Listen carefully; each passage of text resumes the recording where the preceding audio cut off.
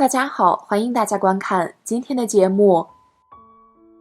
说起做梦，想必大家都很熟悉，梦这一颇为熟悉的现象，构成了一个又一个超凡的灵性体验，或乘流直上，飞天揽月，或化身幻蝶，物我难分，或遇见菩萨，被予以委托。那么这些个梦境是否都有着其特殊的寓意呢？今天小编就挑其中的佛菩萨托梦来和大家聊聊梦境的特殊意义。首先我们先来了解一下梦的由来。据玄奘大师翻译的《瑜伽师地论》记载，做梦有如下9种原因：或由疲惫过失，或由识所沉重，或由于暗象作意思维，或由休息一切事业，或由串息睡眠，或由他所引发，如由摇扇，或由明咒，或由药，或由微神。简单理解就是疲惫、贪吃、无所事事、贪睡、外界环境的改变，服用一些影响身心的药物等，都容易导致做梦。这里我们着重解释一下明咒与微神。明咒是说至心持咒或者精进修行的人会有好梦，就像地藏经记载，地藏菩萨在某一世所化的光目女，因念清净莲华目如来，并摄像供养，便梦见佛放光开示。而微神是指佛菩萨、天魔外道、非人鬼神，亦或是与我们有缘的众生，运用具有威力的神通力来让我们做梦。我们常说的托梦便是指这种情形。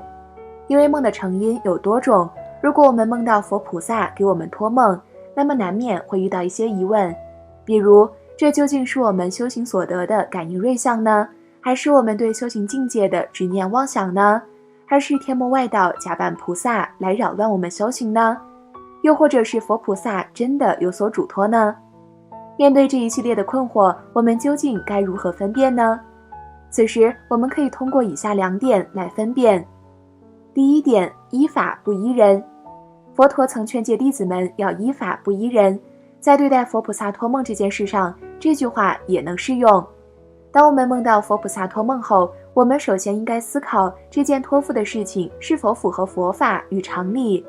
如果这件事是我们本就应该尽力做的，例如去帮助更多人，这一嘱托符合佛法的因缘因果，且不会触犯所持的戒律，那么自然便可随缘而行。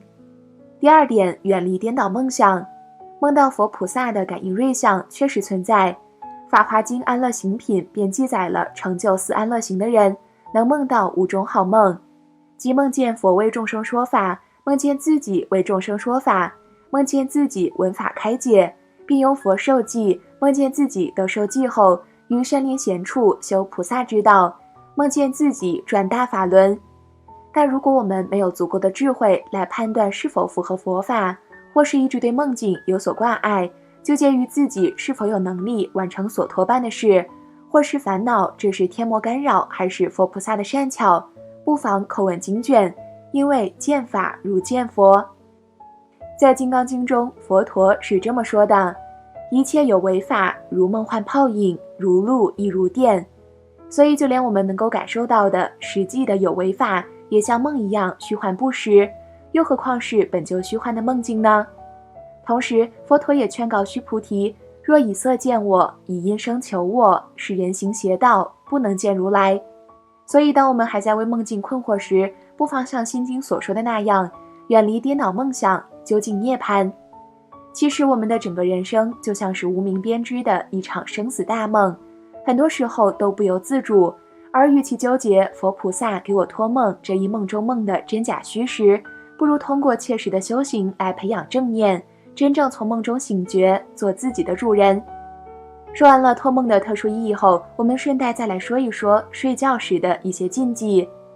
第一，不要带着怒气入睡。大乘五蕴论告诉我们，云何为嗔？为与有情乐做损害为性。嗔怒心如果没有及时化解，就会转成怨恨，伤身又伤心。曾有这样一个故事，过去有个女子做了很久的噩梦，梦里有座黑房子，房子里不停地传出刺耳的尖叫声。在这样持续的噩梦之下，久而久之，她就产生了胸闷的毛病。虽然找了许多医生，但都没有办法治好。在一次机缘巧合之下，她遇到一位禅师，禅师听完她的遭遇后，就拿出一把钥匙，对她说道：你在做梦时看到门上的铁锁，就用这把钥匙打开门，放出里面的人。当他又做到这个噩梦时，拿着钥匙走到门前，这时他才发现里面关的都是自己憎恨之人。于是他放弃了开门，他要让这些人痛苦煎熬下去。就这样，半年过去了，梦里的铁锁渐渐生锈，而女子的病情也愈加严重。禅师见了，摇头说道：“锁快锈死了，你只剩最后一次机会，若还不打开，你就只能永远这么痛苦。”女子终于下定决心，打开门后，里面的人一涌而出。最后，她发现角落里站着一个瘦弱的女子，走近一看，竟然就是她自己。就在这一刻，房子轰然倒塌，她的病终于好了。原来，这座黑房子囚禁的不是别人，而是她自己。当她满含怒气、怨恨别人时，痛苦最深的也是自己。其实，科学研究早已表明，负面情绪的记忆在过夜之后更难逆转。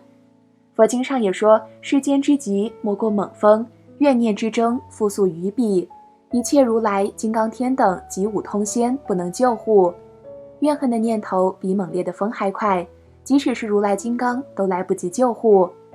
佛陀更是开示到，当一个人生气时，会有7件坏事降临：一是丑陋，二是疼痛缠身，三是错把善意做恶意，错把坏人当好人，导致痛苦与伤害；四是失去辛苦赚来的钱；五是失去声望；六是亲友与你形同陌路；七是转世畜生道。可见，一个睡前心怀愤怒，任由怒气驾驭自己的人，受影响的不只是你的身心，更是你的命运。所以人呐，睡前一定要想明白，世事无常，转眼便是尽头，剩下的日子一天比一天少，能折腾的日子也不会再有许多。与其花时间生气，不如聪明一点，开心的过。一念放下，万般自在。放下情绪入睡，就是一场修行。第二，不要带着遗憾入睡。佛经中曾说到，生死事大，无常迅速，生命不在朝夕，只在呼吸之间。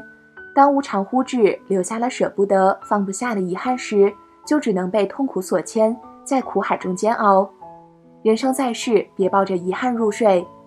曾有这样一个故事，一位老人为人节俭，他得到一箱梨，总会先挑烂的吃，结果陆陆续续都有梨会烂，而老人也始终吃到的都是烂梨。原本好好的一箱梨，最终只能吃烂的。生活中有多少人都有过这样的类似经历？昂贵的衣服总想留到重要的场合，于是留着留着就过时了。精致的食物总想放到最后再吃，于是放着放着就过期了。在乎的人总想着来日方长，于是等着等着就散了。有多少时光还来不及善待，就留下了遗憾。无常经中曾说到，大地及日月，时至皆归尽，未曾有一事不被无常吞。世间种种都是在刹那间生灭变化的，活好这一秒，别等下一秒。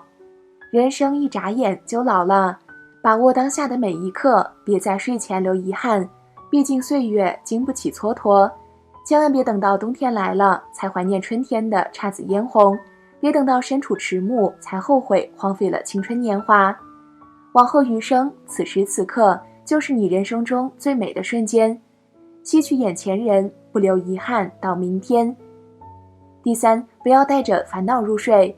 带着烦恼入睡，人生只会越走越难。楞严经中也曾说到，烦恼都是客人，叫客尘烦恼。世上所有的烦恼都是因为你愿意留它，你若不留它，它自己就走了；你若不肯放下，它就会一直跟着你。佛经里有这样一则公案，过去有个人活得很烦恼，于是去请教禅师。他向禅师讲述着自己遇到的种种不幸，希望禅师为自己改变命运。禅师问他，你向往什么样的生活呢？是像在天空翱翔的鸟，还是在水中遨游的鱼？不等他回答，禅师接着道，世间所有生灵都有自己的使命，你看到的是鸟和鱼的自由，却没有看到它们随时都会成为猎物的不幸。过了一会儿，禅师说，人各有难，生活本就如此。当你学会放下烦恼，在睡前原谅一切，那你的每一个明天便都是重生。那人听完后若有所思，从此以后无论遇到什么烦心事，都会在睡前放下。久而久之，他心中的喜悦越来越多，生活也越来越顺利。人生诸多风雨不顺都是必经之路，可我们不能因为一时的不称心就烦恼丛生，自怨自艾。当你开始接纳了一切的不如意时，一切就都会变得不一样。法句经有云：千千为敌，一人胜之；未若自胜，为战中上。意思就是说，即使你战胜了千万个敌人，也比不上战胜自己内心的烦恼。其实这世上谁没有烦恼呢？唯一的区别就在于，有人想通了，而有人想不通。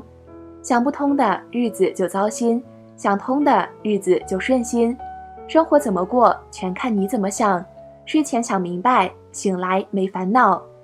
正如佛陀曾经说的，苦非苦，乐非乐，只是一时的执念而已。心是一切的根源，所有压力与痛苦都在其中，所有苦难与挫折都是道场。活着的每一天都是在修行。你睡觉是修行，你修行是为修心。人活着不就是该吃饭的时候吃饭，不生心思；该睡觉的时候睡觉，不多计较吗？当你安心吃饭，安稳睡觉时，无需神佛渡你，你就是在自渡。好了，今天的内容就和大家分享到这儿了，我们下期节目再见。